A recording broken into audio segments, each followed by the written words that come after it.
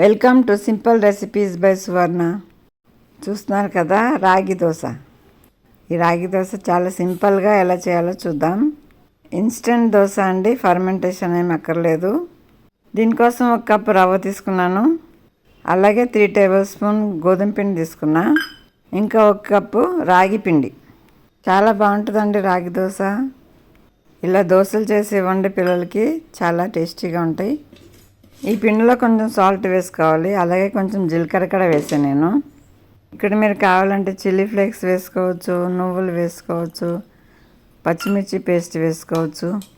ఇప్పుడు ఈ పిండిని కొంచెం కొంచెం వాటర్ వేసుకుంటూ కలుపుకోవాలి.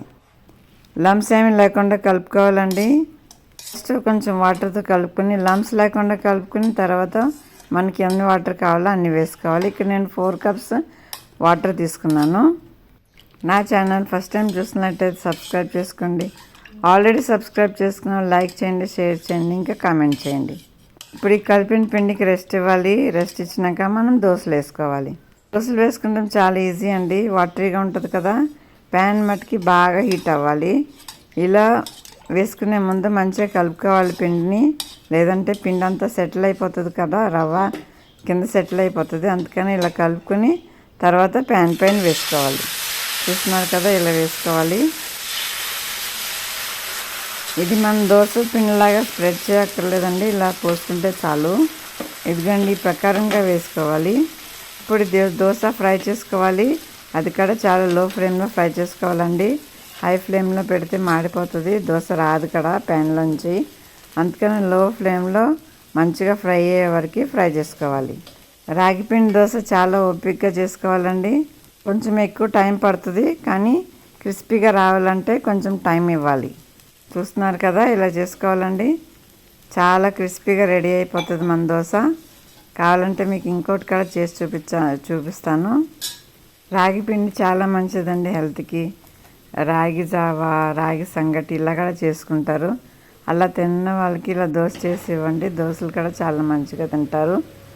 మనకి క్రిస్పీగా కావాలంటే క్రిస్పీగా చేసుకోవచ్చు, దోశ మెత్తగా కావాలంటే మెత్తగా కూడా చేసుకోవచ్చు అండి. మనకి ఎలా వీలైతే అలా చేసుకోవాలి. మెత్తగా కావాలంటే కొంచెం గట్టిగా కలుపుకోవాలి పిండి. ఇలా క్రిస్పీగా కావాలంటే కొంచెం వాటర్గా కలుపుకొని నేను వేసే విధంగా వేసుకోవాలి. చూస్తున్నారు కదా, ఇలా జాలి జాలీగా వస్తుందండి దోశ. చాలా క్రిస్పీగా ప్రిపేర్ అయిపోతుంది. రవ్వ దోశ అంటే ఇష్టమైన వాళ్ళు రాగి దోశ కూడా తింటారండి. చాలా క్రిస్పీగా టేస్టీగా ప్రిపేర్ అయిపోతుంది. దీనిలో మీరు కావాలంటే ఆనియన్స్ కూడా వేసుకోవచ్చు. ఆనియన్, పచ్చిమిర్చి కూడా కట్ చేసుకుని వేసుకోవచ్చు. రాగి దోశ చేయటానికి రాదని చెప్పి చాలామంది చేసుకోరండి. చాలా టేస్టీగా ఉంటుందండి. ఇంకా చాలా ఈజీగా కూడా ప్రిపేర్ అయిపోతుంది. నేను చూపించే విధంగా వేసుకోండి. చాలా క్రిస్పీగా టేస్టీగా ప్రిపేర్ అయిపోతుంది. ఇలా చేసుకుంటే మీకే తెలియదు మీరు ఎన్ని దోశలు తిన్నారని, అంత టేస్టీగా ఉంటాయండి. ఇది వెయిట్ లాస్ కూడా చాలా మంచిదండి దోశ. అందుకని అప్పుడప్పుడు రాగి దోశ కూడా చేసుకుని తినాలి. ఎప్పుడు ఒకే రకమైన దోశలు కాకుండా ఇలా వెరైటీ దోశ చేసి ఉండే పిల్లలకి చాలా ఇష్టంగా తింటారు. చూస్తున్నారు కదా, ఇంకోటి కూడా వేసి చూపిస్తున్నాను. ఇలా వేసుకోవాలి. ఇంకా క్రిస్పీగా ప్రిపేర్ అయిపోతుంది.